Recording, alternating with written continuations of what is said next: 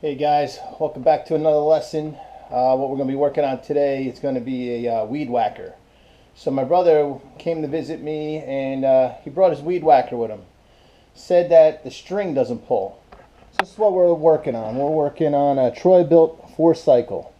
It's kind of unusual. Most of them are 2-strokes and require you to mix oil. But this cord's all the way out and it doesn't retract. So we're going to take it apart and see why it doesn't retract. I have a feeling it just might be the string mechanism, something's jammed in it, but we'll have to take it apart. So we're going to start by taking these screws off. But I'm sure you guys don't have to watch me do that, but they look like they're Torx, or you can use a flathead on them. Alright, so I think I got all the screws off. There was one hiding right there on me. Let's see if this comes off now. Could be another one hiding right down here. Don't ever try to force anything. A lot of these things are made of plastic. That's how you wind up breaking stuff. So it's held on with 6 screws. Alright. So we got it off.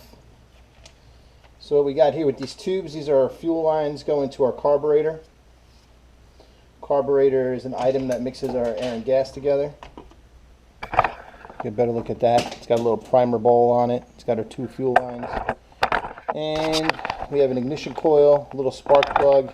We got cooling fins, a muffler, a little valve cover. Tiny little motor sitting in here. It's pretty cool. Alright, so now I'm probably going to have to take the next piece off. I have to figure out how to get this front plastic off. Alright, so decided to take the handle off. Bunch of screws hold it together. I have a feeling this thing comes apart pretty easily, and I think it's the spring that's with this string assembly, the return spring. I think it's either broken or fell out of place. Definitely think it's going to be repairable, but I wanted to take this apart, and then I actually think I could slip this whole front piece off. Wow. Pretty interesting. So now I got this whole front piece off.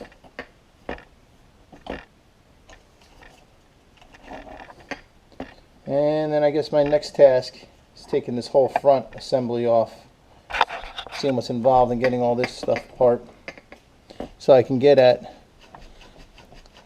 the string part. Alright, so what I'm going to do next is I'm going to take this clutch off. So we need a T20. T stands for Torx. A lot of people just call them stars, but the proper name for them is Torx.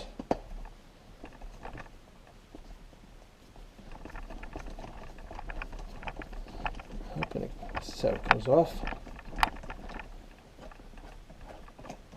Yep.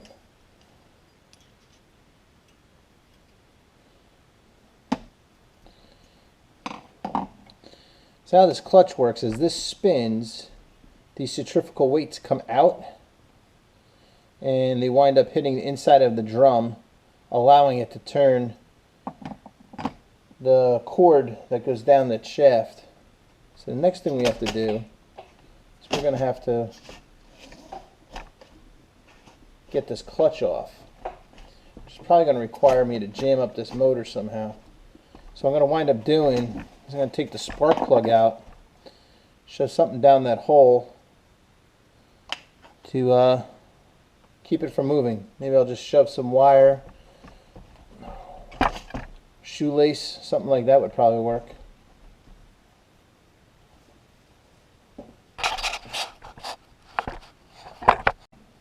Alright, so what I'm going to do now is I'm going to take the spark plug out.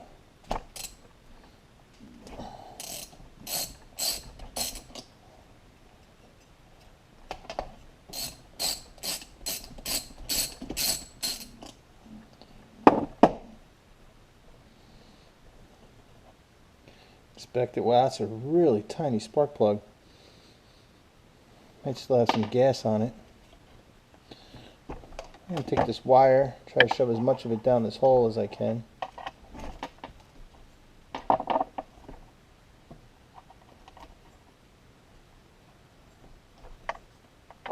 So then I turn my engine, will get locked up, then I should be able to get this off. So now I got to find a wrench that will fit that.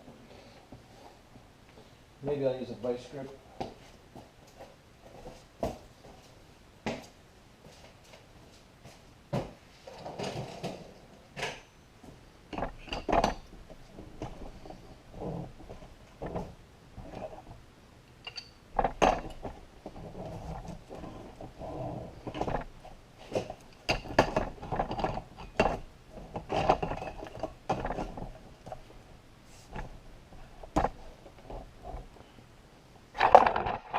Alright, so now I think I got the brake loose with a monkey wrench. Yep. So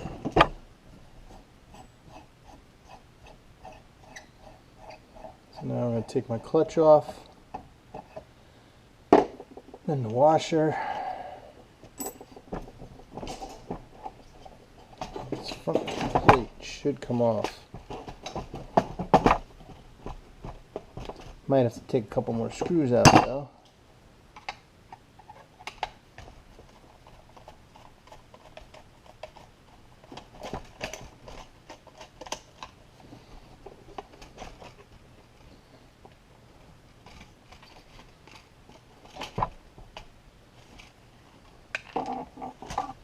Alright, so that's our assembly.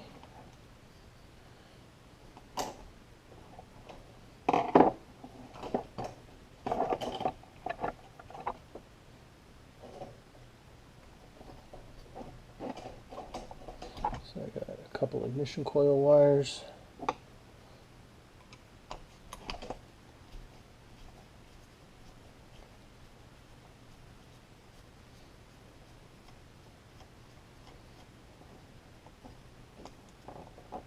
Positive and ground.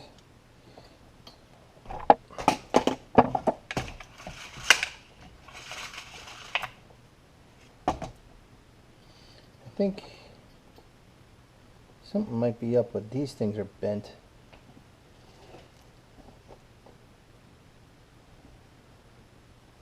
Because it seems to be retracting. Maybe they were jammed up. Let's see if there's any pictures on the internet of how these things are supposed to be, because they look to me like that's bent. Looks kind of weird. Doesn't look normal to me. They're supposed to move? Yeah, they're supposed to move. And that one's jammed.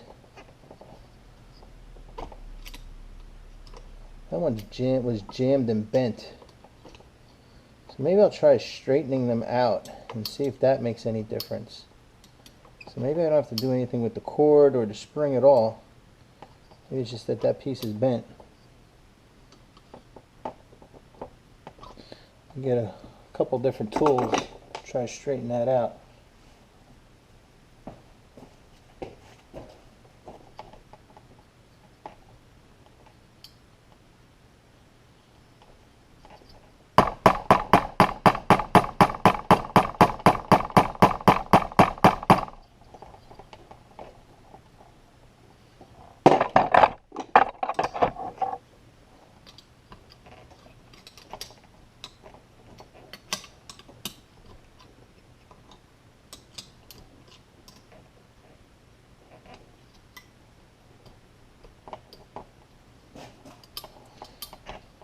Nicely, that one moves.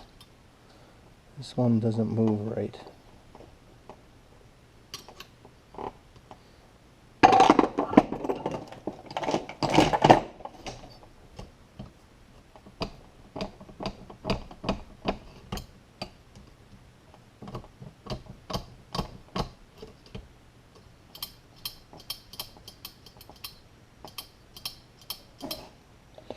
Let's see what happens if I put the cover back on.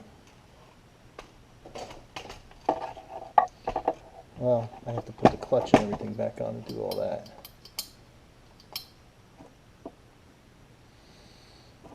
No, I don't.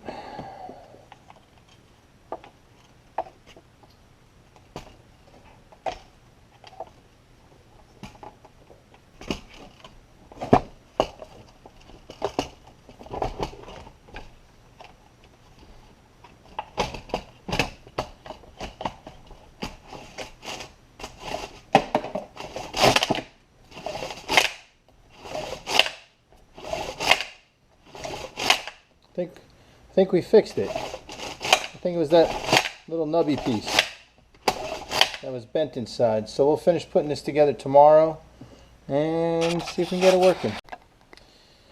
So now I put the cover back on after I bent those two tabs back to where they're supposed to be. And my cord now retracts. So now what I have to do is I have to put this clutch assembly back on. So I got to put my washer on, my clutch. I have to tighten that up.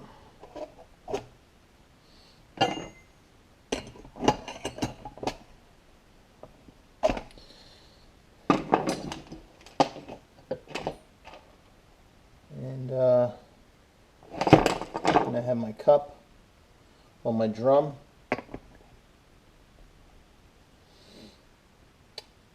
Then after that, there's a T20 inside here that's got to get tightened up.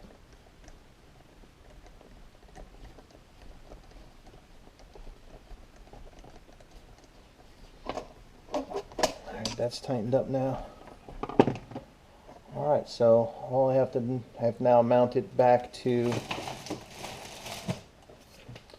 the apparatus tool. So if you see that square in there, goes into a square cable down in here, which winds up coming out the other end over here to turn your weed whacker or whatever other attachment. There's a lot of other attachments that you can put on these. I've seen them that they've had little chainsaw blades you can put on them for trimming trees. A bunch of different stuff. Okay, so the next thing I'm going to replace is these fuel lines. They were all cracked and brittle. And the fuel filter goes in the gas tank. That's all destroyed. So I went to Harbor Freight, got a couple new fuel filters and some new hoses, and I'm going to install them.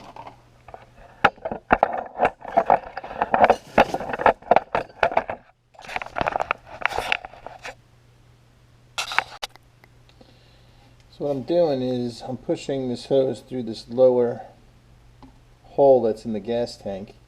Then I'll grab a pair of needle nose, see if I can grab it.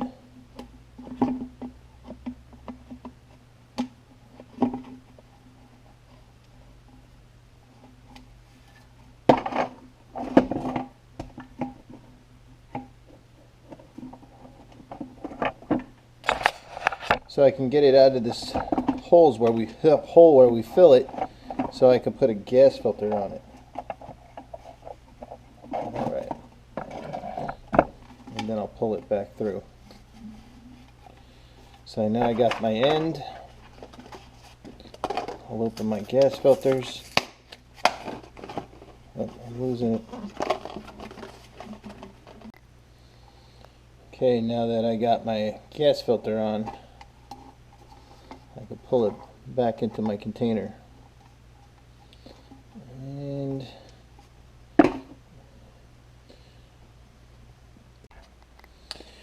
alright, so what we got here is a tiny little carburetor. It's got a little primer bowl. When you press it, it winds up shooting gasoline into our cylinder. And then we have a line that comes out here, which is going to wind up being my return line. So if we got too much fuel going in, excessive fuel will wind up going back into our fuel tank. So that's going to be the top one. This green one that I have to take off is going to be this bottom one that has the fuel filter on it. So I'll put that one on there. And I will put this one on here.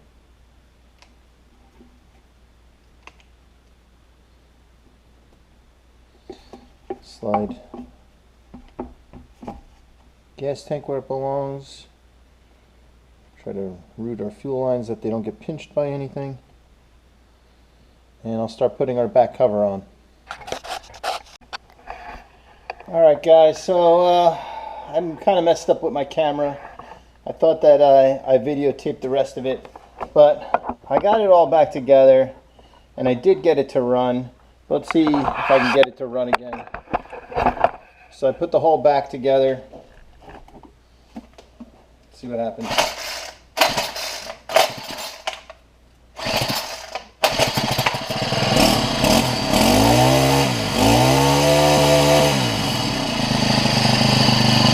So as you see, I got it to run.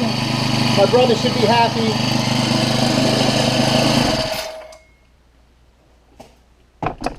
And another successful fix on the bench.